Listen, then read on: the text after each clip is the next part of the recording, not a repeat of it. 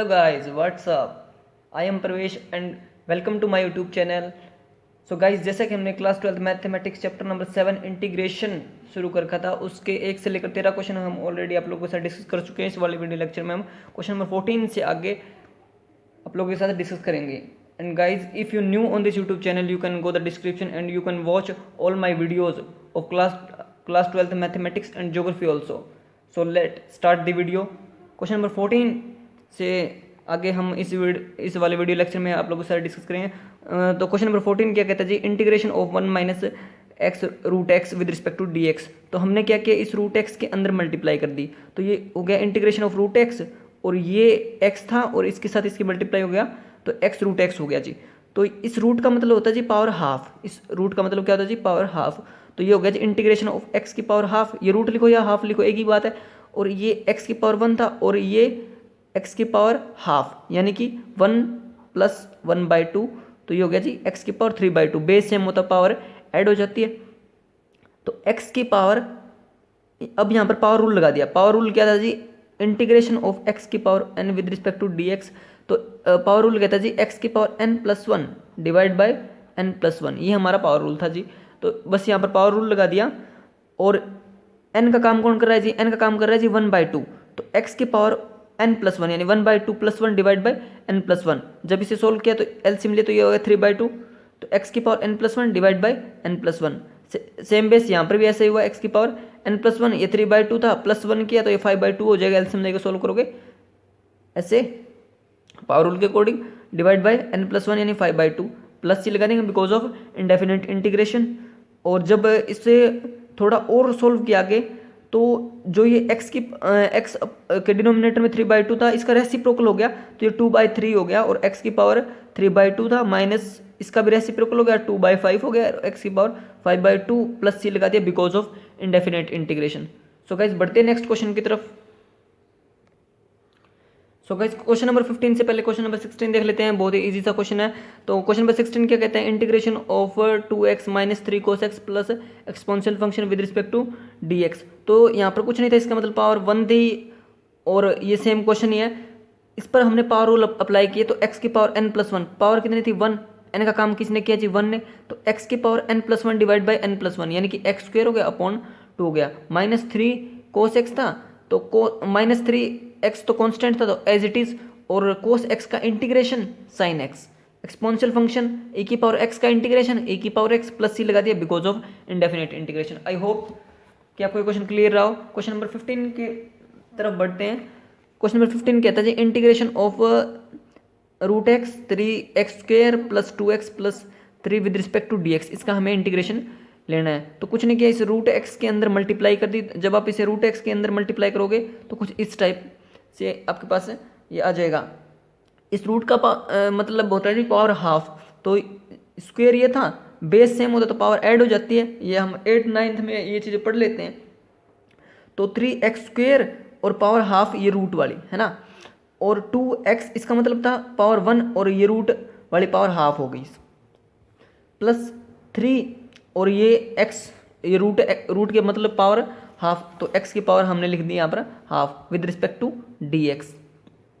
जब इसे आगे सोल्व किया तो यहाँ पर एलसीएम ले लिया, 2 × 4 + 1 यानी 5/2 यानी 3x x की पावर 5/2 प्लस 2x की पावर हो गई जी 3/2 प्लस 3x की power 1/2 with respect to dx। अब यहाँ पर पावर रूल अप्लाई कर दिया। पावर रूल क्या था जी, इंटीग्रेशन ऑफ x की power n with respect to dx। Power rule होता है जी आपके पास x की power n+1 divide by n+1।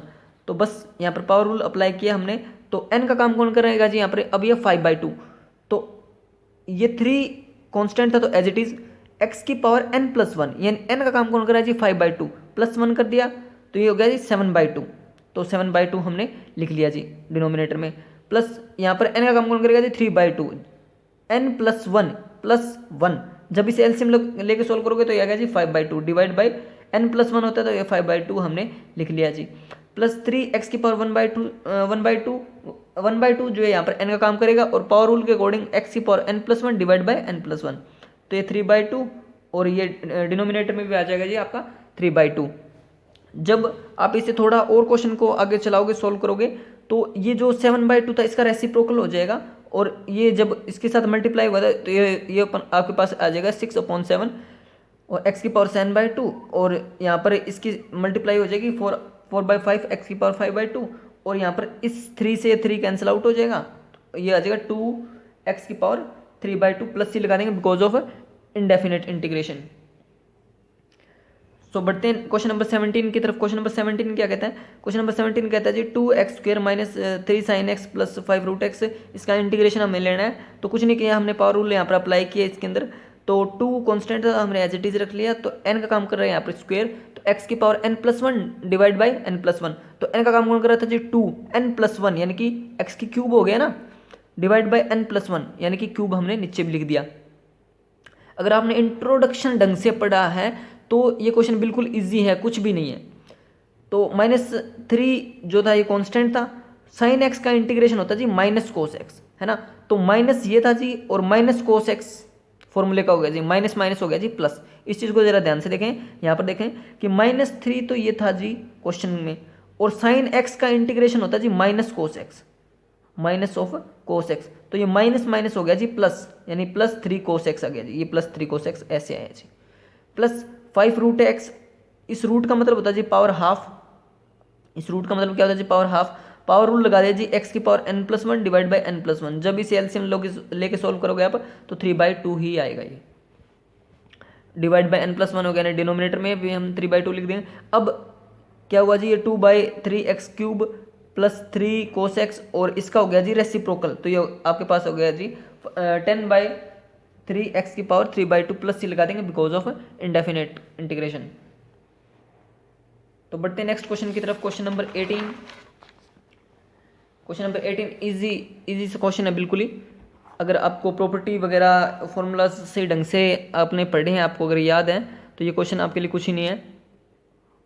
तो क्वेश्चन नंबर 18 क्या कहते हैं, integration of secant x into में सीकेंट एक्स प्लस 10x। तो कुछ नहीं किया हमने, इसके अंदर मल्टीप्लाई करवाई है बस। अब जैसे इसके अंदर मल्टीप्लाई करवाओगे तो आपके पास secant x into secant x, तो आपके पास आ जाएगा सीकेंट स्क्वायर एक्स, और इसके साथ जब मल्टीप्लाई तो secant x into 10x with respect to dx हमें इसका इंटीग्रेशन लेना था। अब सीकेंट स्क्वायर एक्स का इंटीग्रेशन अब जब आप लेते हो तो वो आता है 10x। हम फॉर्मूलाज में आपको ये ट्रिक के साथ ये सारी चीज़ें याद करवा चुके हैं। अगर आप लोगों ने वो वाले वीडियो लेक्चर नहीं देखे हैं तो डिस्क्रिप्शन में प्लेलिस्ट का लिंक है, आप वहाँ जाकर वो वीडियोज़ देख सकते हैं। तो सीकेंट एक्स इंटू 10x का इंटीग्रेशन होता है जी सीकेंट एक्स प्लस सी लगा देंगे बिकॉज ऑफ इंडेफिनेट इंटीग्रेशन। सो बढ़ते हैं क्वेश्चन नंबर 19 की तरफ। क्वेश्चन नंबर 19 क्या कहते हैं जी, integration of secant square x upon cos square x with respect to dx। तो अब देखिए आपको integration of secant square x upon cos square x with respect to dx, जो सीकेंट है सीकेंट को आप लिख सकते हैं 1/cos, है ना। इसको सीकेंट को आप लिख सकते हैं, सीकेंट एक्स को लिख सकते हैं 1/cos x।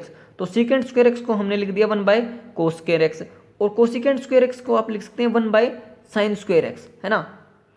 ये लाइन जो है ये आप ये बड़ी बना लें ताकि आपको कन्फ्यूजन नहीं होगी विद रिस्पेक्ट टू dx। अब जब आपने क्वेश्चन को आगे चलाया तो इसका रेसिप्रोकल हो गया। अब तो ये sin square x by cos square x. अब sin square x by cos square x, sine by cos क्या होता है 10, तो स्क्वायर था तो इसे स्क्वायर लगा दिया। अब 10th क्लास में हमने एक प्रॉपर्टी पढ़ी थी, इसका इंटीग्रेशन लेने के लिए हमें वो प्रॉपर्टी यूज़ करनी पड़ी। वो प्रॉपर्टी यूज़ करी हमने, प्रॉपर्टी थी जी secant square x minus 10 square x is equals to 1। ये 10th क्लास में से हम ये प्रॉपर्टी पढ़ रहे हैं। इसे याद रखने का तरीका हमने इंट्रोडक्शन वगैरह में ये प्रॉपर्टी याद रखने का तरीका बताया, चलिए बता देते हैं आपको। तो secant square x minus 10 square x is equal to 1, इसको याद कैसे रखोगे आप कि सीक्रेट राखणी तन एक बात, सीक्रेट राखणी तन एक बात, ऐसे आप इसे याद रख सकते हो। बाकी आप अपने खुद से भी ट्रिक वगैरह बना के नहीं याद कर सकते हैं। तो 10 स्क्वायर एक्स को इसके अकॉर्डिंग हमने लिख दिया जी सीकेंट स्क्वायर एक्स माइनस 1। इस 10 स्क्वायर एक्स को उधर ले गए, इस -1 को इस साइड लिए, तो ये आपके पास हो गया जी secant square x minus 1 is equal to 10 square x. तो इस 10 स्क्वायर एक्स के जगह हमने ये लिख दिया जी। अब सीकेंट स्क्वायर एक्स का इंटीग्रेशन होता है जी 10x, और 1 का integration with respect to x आएगा जी, इंट्रोडक्शन में अच्छे से डिस्कस किया आ चुके हैं हम। और -1 माइनस था जिसके आगे, तो ये माइनस लग गया जी। अगर ये y के रिस्पेक्ट में होता तो हम y लिख लेते जी, z के रिस्पेक्ट में होता था z लिख लेते जी। तो आपको यहाँ पर वेरिएबल देखना है, 1 का इंटीग्रेशन जिस वेरिएबल के रिस्पेक्ट में होगा आपको वही लिख देना है, प्लस ये लगा देंगे जी because of indefinite integration. I hope कि आपको ये क्वेश्चन क्लियर रहा। क्वेश्चन नंबर 20 की तरफ बढ़ते हैं। क्वेश्चन नंबर 20 क्या कहता है? क्वेश्चन नंबर 20 कहता है integration of 2 - 3 sin x upon cos square x with respect to dx। तो कुछ नहीं किया, हमने डिनोमिनेटर स्प्लिट किया बस। cos ये इसका मतलब था कि cos स्क्वायर इसके नीचे भी हमने डिनोमिनेटर जो है स्प्लिट कर दिया। तो integration of 2 cos square x - 3 sin x upon cos square x with respect to dx। अब इस cos स्क्वायर x को मैं टुकड़ों में लिख सकता हूँ, cos x into cos x लिख सकता हूँ, बिल्कुल लिख सकता हूँ जी, उससे कोई फर्क तोड़ना पड़ेगा। तो 2 ये cos स्क्वायर x था, इसको मैं ऊपर ले गया जी, क्योंकि cos को लिख सकते हैं जी 1 बाई, ये cos स्क्वायर x था इसको मैं ऊपर ले गया जी, ये बन गया जी 2 secant स्क्वायर x, है ना। ये 10th क्लास में ही पढ़ चुके हैं ये सारी चीज़ें तो आप। और 3 sin, ये 3 sin और cos स्क्वायर था तो मैंने इसको जो है cos x into cos x लिख लिया जी। बेस सेम होता पावर ऐड हो जाएगी, वापस ये आ जाएगा, कोई फर्क नहीं पड़ेगा जी इससे क्वेश्चन पे। तो ये हमारे पास कुछ क्वेश्चन ऐसा चल रहा था। अब क्या किया जी, 3 secant स्क्वायर x तो हमारे पास चल रहा था जी, माइनस साइन बाय कोस, ये जो साइन बाय कोस था ये बन गया जी 10, ये जो साइन बाय कोस था जी ये बन गया जी 10x, और ये कोस x था जी ये ऊपर चल गया, ये बन गया जी secant x with respect to dx। इसका इंटीग्रेशन लेना है था जी, अब इसका इंटीग्रेशन लेना ईजी है जी।